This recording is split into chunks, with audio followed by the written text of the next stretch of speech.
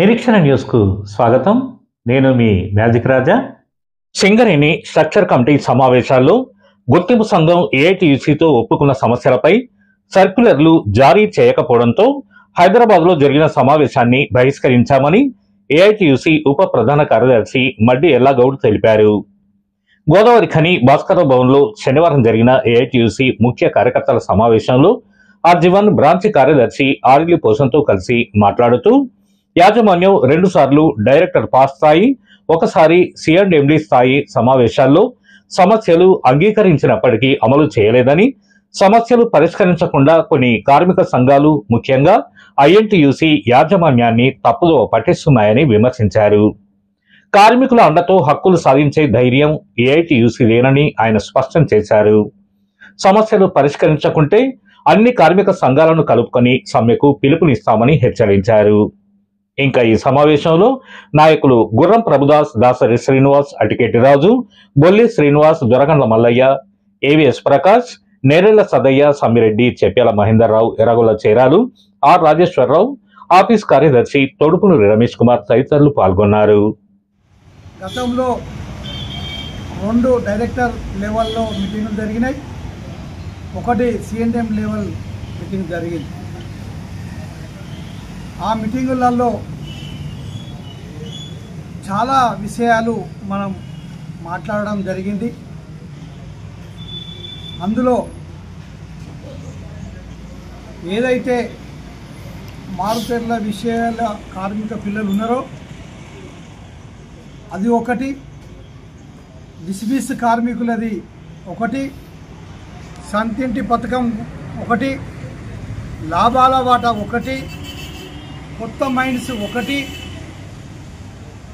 Flex మీద అలవెన్స్ల మీద అది అలవెన్స్లు ఇవ్వాలన్నది ఒకటి, మైనింగ్ స్టాఫ్ టెక్నికల్ దాని మీద సూటబుల్ జాబ్ ఇవ్వాలని చెప్పి ఒకటి, ఇవన్నీ చాలా విషయాలు పెట్టడం జరిగింది. ఈ విషయాలలో కనీసానికి మార్చి నుంచి నిన్న మీటింగ్ వరకు కూడా అది కమిటీలు వేసినాము, ఇదిగో అదిగో అదిగో ఇదిగో అని అన్న కొద్దీ మనం మాట్లాడడం జరుగుతుంది.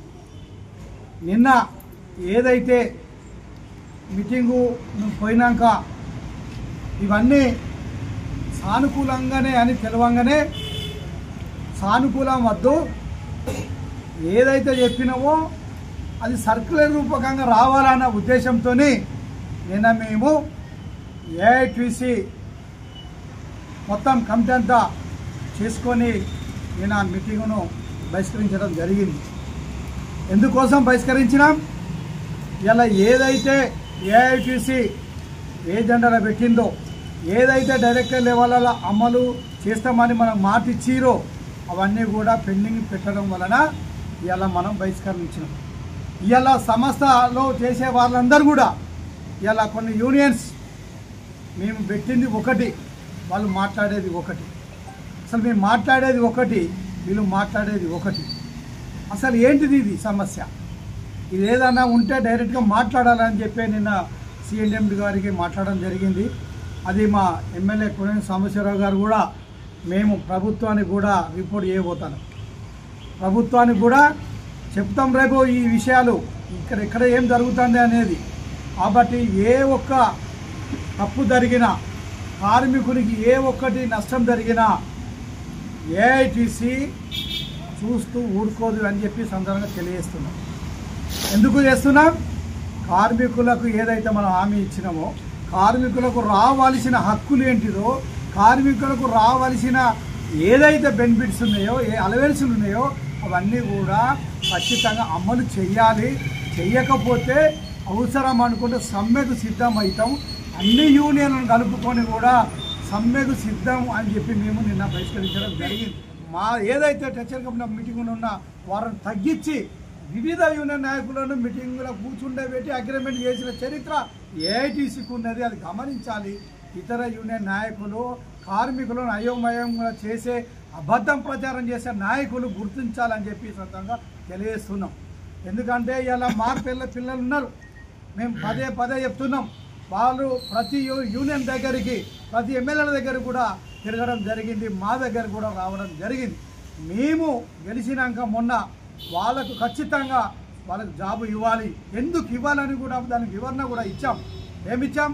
గతంలో వాళ్ళ మామలు కానీ తండ్రులు కానీ వారు చేయబట్టే ఈరోజు సింగరేణి సంస్థ ఇక్కడి వరకు వచ్చింది. ఇలా లాభాలు తీసుకుంటున్నామంటే వారు త్యాగం ఉన్నదని చెప్పినాం. ఇలా అదరు రాష్ట్రాలలో మైన్స్కు పెట్టుబడి పెట్టి తీయాలంటే వాళ్ళ తండ్రుల రక్తం దారపోసిరని చెప్పి ఇలా మీ యజమానికి చెప్పడం జరిగింది.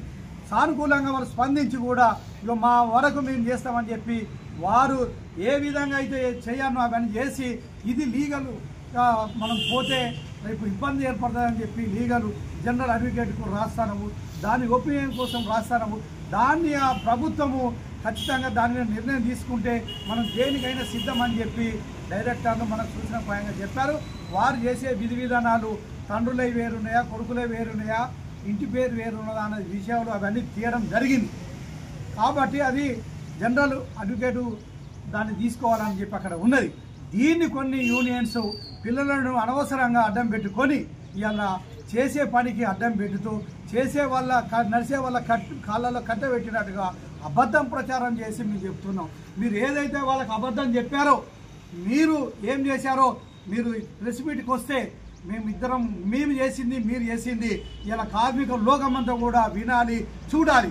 ఎందుకంటే మేము ఏఐటీసీగా పిల్లలకైతే ఏదైతే మన పిల్లలకి ఏం చెప్పినామో అది ఖచ్చితంగా మేము సింగరేణిలో ఏ అధికారులతో మీటింగ్లో పెట్టినామో అది ఏమేమి చేసామో అది రికార్డు ఆఫ్ ద రికార్డ్ ఆ రికార్డు తెప్పించి మేము చూపిస్తాం.